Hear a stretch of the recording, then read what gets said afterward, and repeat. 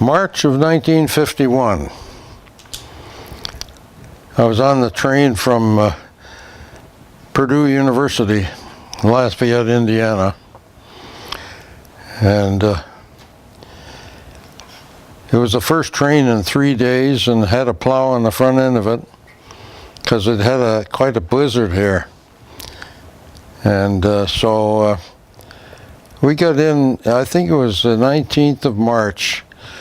The college was on a spring break. And I was going to interview for a position as assistant professor of pharmaceutical chemistry in the College of Pharmacy. And all the students were on spring break, so I didn't meet any of the students. But I had a nice time here in Brookings. Of course, I'd never been this far into Dakota, you know. I'm a Massachusetts boy. I went through North Dakota during World War II when I came from the West Coast back home. But I'd never been to South Dakota.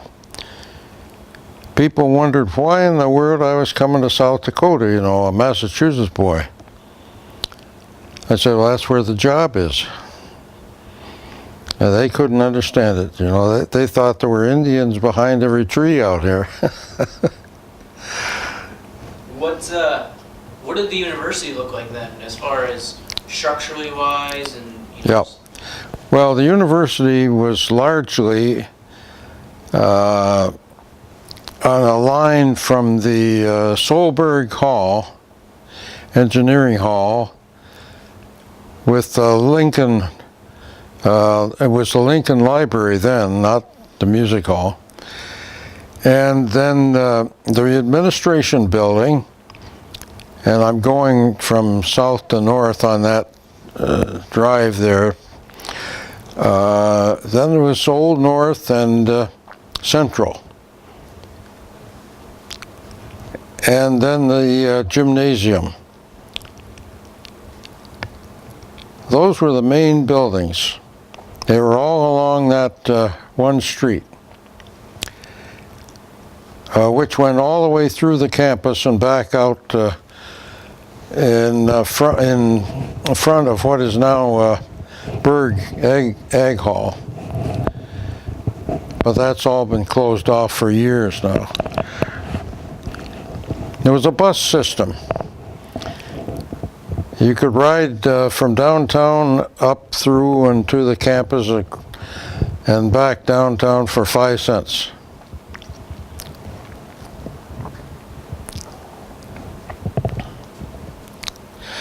What did everybody think of the campus? Did it look pretty nice? Well, when I saw it, you know, I walked up from the old Sawney Hotel, which is now the Teen Challenge downtown. I walked up 8th Street, and I saw Fishback's house. Of course, I didn't know it was his. A beautiful home, you know. So I thought, boy, this is quite a town. And people were very friendly. That's what I told my wife when I got back home. I said, you know, I think we ought to try it for 2 years. That was 62 years ago.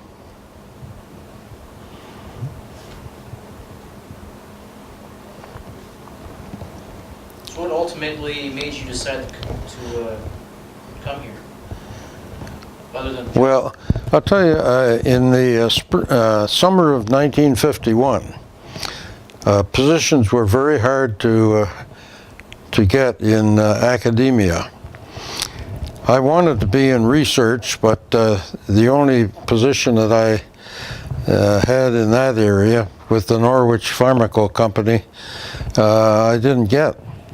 And this opened up, and I said, well, I'll try it for a couple of years. A fellow by the name of Floyd LeBlanc was dean of the College of Pharmacy then. And they offered me a pretty good position. It was one of the higher starting salaries here. You'd be interested in knowing it was $5,200. $5,200. And then the president said, well, you know, I think if he'll come here, we'll give him another $200 that the legislature has provided. So I started at $5,400. I gradually went up to associate and then full professor in 1960, about 1960, I think. I'd have to look that up.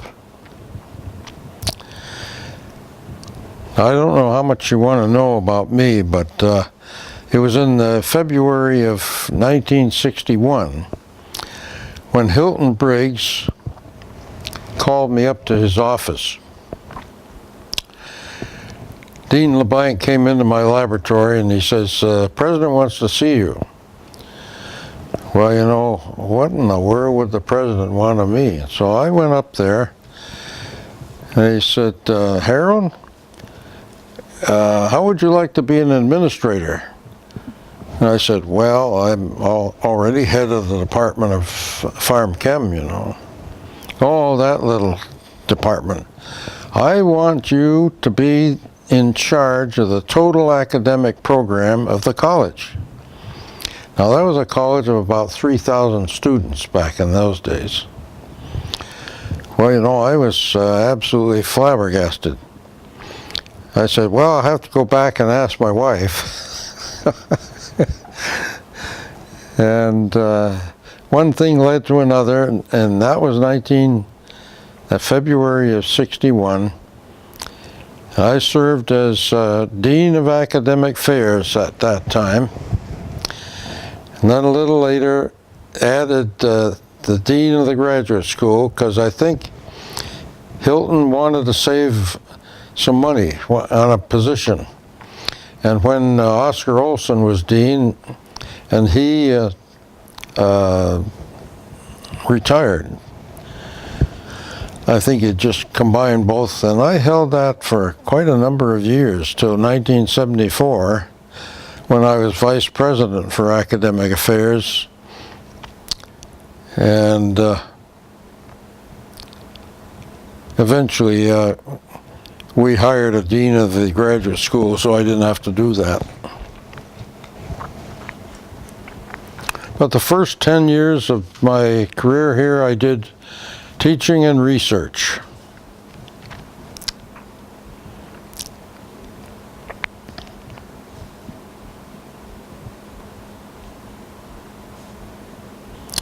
I may be telling you too much about me now. You got other ideas. They changed names in 1964, right? What's that? They changed names to South Dakota State Yeah. in 1964. Did that have any significant meaning to anybody on campus? Did it have... Significant meaning to anybody? Oh my. We had, I was put, that was one of the first things I had to do. I had to change every course in this institution from a quarter to a semester system. Now you think that'd be kind of easy, but no, the faculty wanted to investigate everything, revise everything to fit the semester system, and that's what we did. It took us about not quite a year, I think. So we added some courses, we deleted some courses, and we changed practically everything. As well as adding a core curriculum in the physical and social sciences and arts, the basics similar to what you have now. Did, when they changed over and officially became South Dakota State University, did it start to draw in more students, or? Well, gradually over the years, the enrollment built up. I think in '85 it was roughly 8,000.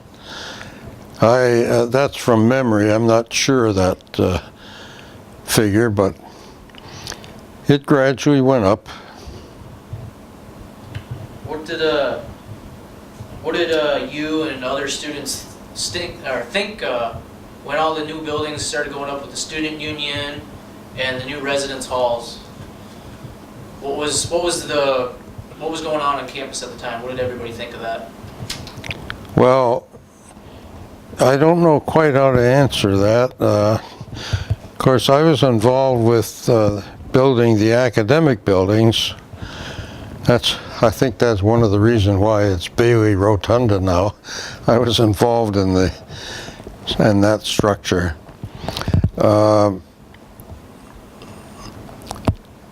It just evolved. The student body grew. We needed residence halls. We were lucky that there was a process that we could go through. The Higher Education Facilities Fund was developed along in there sometime, so that all of these structures could be bonded and paid off by the residence fees. Those are the residence halls. The academic programs were legislatively funded for the most part, but the new buildings that I remember was Crothers Hall. That was one of the first academic buildings that was built. That was built somewhere in the late 50s, I think. It's all in my book, but I don't remember them. They had a partial residence and partial administrative building called Development Hall. It was located on the same street as Crothers Hall, further east. It was a cement block building, and it housed political science and English, and it could be something else that I've forgotten. On one wing, it was a U-shaped building. The resident director, the hall director, had an apartment in the front, and then students lived on the other two sides of the building. Caught fire. Horrible fire. Nobody had lives lost, but the academic departments lost every single thing they had. All of the professors' research, all of their instructional notes. It was pretty bad there at that particular moment. I'd have to look up the year of that, but it was there in the late 50s, I think.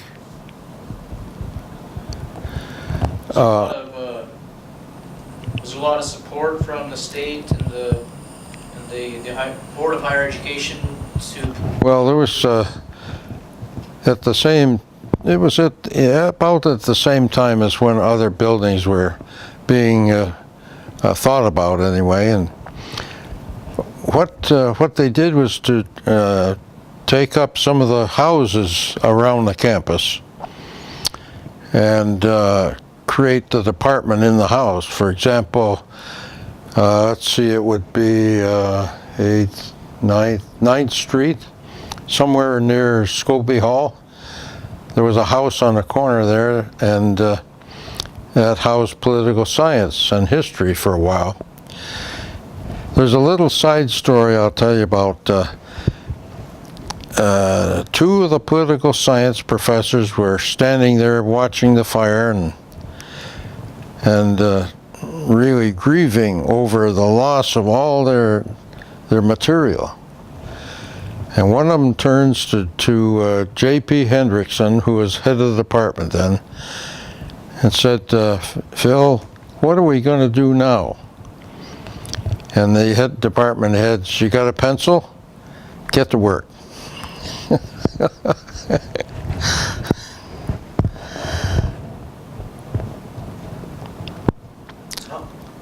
You officially were done in what year? What's that? You were done in what year? 1985. What did how would you describe how different things were when you left compared to when you started? Yeah, well, of course, the campus was no relation to what it was in 51. It was a small college, small agricultural college. And the presidents, Hilton Briggs and Sherwood Berg, and of course I was a part of it as the academic vice president. And then Dave Pearson was the administrative vice president. We, or at least I, and this was the purpose of my writing a book, felt that we established a foundation in those years from 1961 to 85,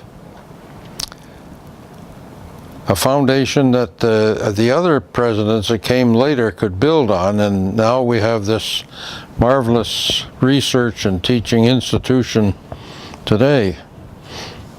I'm going to sneeze. Do I have to shut it off? You can cut it out. I don't know whether I answered your question then. No, you're doing good. But you can imagine that all the old buildings there, Solberg Hall is the only one left. Of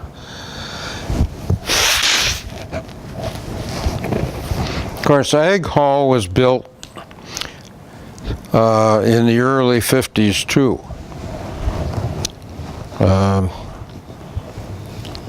I disturbed this thing. Whoops.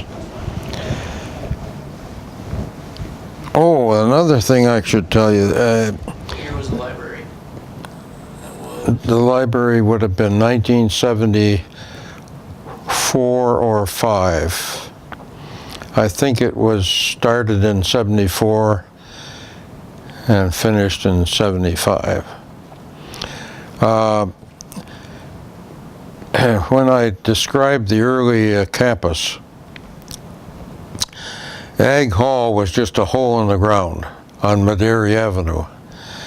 But right next to it, going east towards the gymnasium, which is now, Intramural. it's there,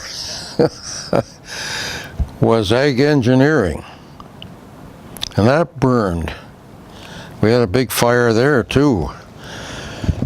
And you know, I keep forgetting all these dates. I've got them in my book, and if you needed the dates, why, I could look them up for you. Well, I can research. But that burned during the Headley, when Headley was president, and he was president from up till 1958.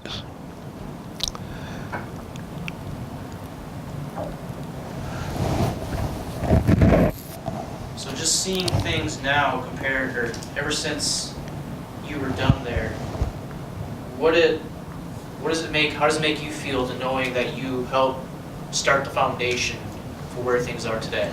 Yeah, well, of course I'm proud to have been a part to it. A small part, I guess. Well, it was a leadership part. Yeah, I'm quite proud of it. What has been the most shocking thing you've seen? I mean, just from the last... The most shocking thing? Yep. The Board of Regents trying to take away the College of Engineering. Twice. Maybe 3 times. That was a terrible time, by the way. And we fought and fought and fought. And thank the Lord they didn't succeed in taking it away, because it's a really strong part of the foundation of what you have now. So that was the most shocking thing. In fact, the last time it happened, It happened at a board meeting out in Custer State Park. And they made this motion that part of it was to take away the College of Engineering and take away a major portion of the College of Arts and Science. Now you can see how dramatic that was to us. Terrible time. In fact, one of the administrators in writing up this called it Custer's second massacre because it was at Custer State Park.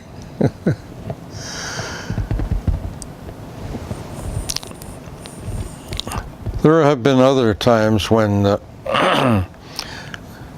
the institution was hurt kind of badly, but it's recovered. How would you describe the efforts to make it through? You were talking about the regents wanting to take away the College of Engineering. How would you describe the efforts to get through all the times of budget cuts and to just keep struggling through it? Yeah, well, I could tell you one part of the earlier taking away the College of Engineering, the students, almost to a person, rose up and helped to defeat that. One day they assembled in what we call the barn, you know, that gymnasium, and dispersed all to their home areas and contacted legislatures and business people, and I think it was the students that changed the tide on this thing so that we kept the college. But there was uprising all over the place. The faculty were hurt, and the students were hurt, and it was a terrible time. So they were basically just protecting themselves for the long-term future.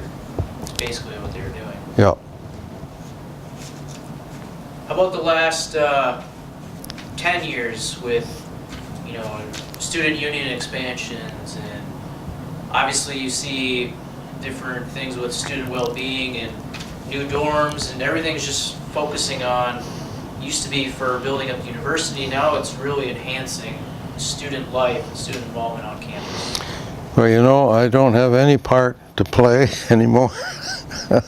I used to have a little power. I have very little now. No, I can't very easily answer that question.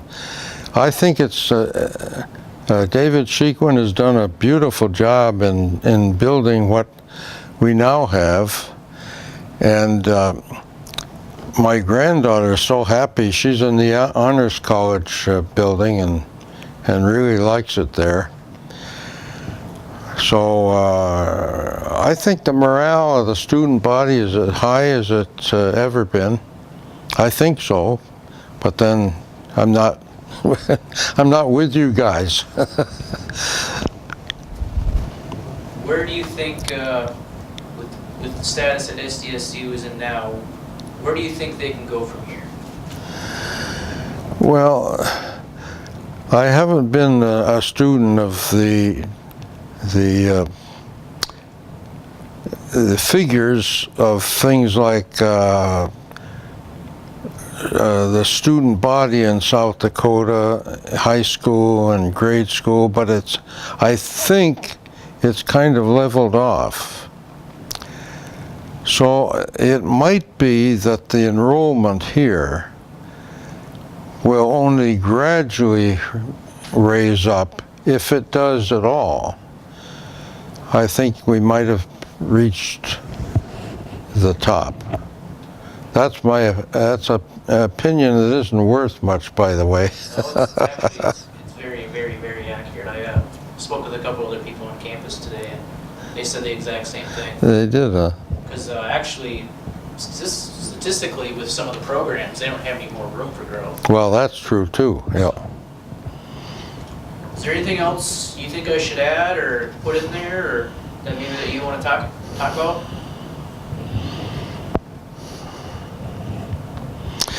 Well, I should say this. I'll say it from a personal point of view. I personally was blessed all those years that I worked for the university. I worked with some wonderful people, wonderful faculty members, and the students. We all got along pretty well. There were occasions when someone had to be relieved, you know, and that sort of thing, but generally speaking, we all got along great. And the presidents were some of the top administrative people that I could have worked under.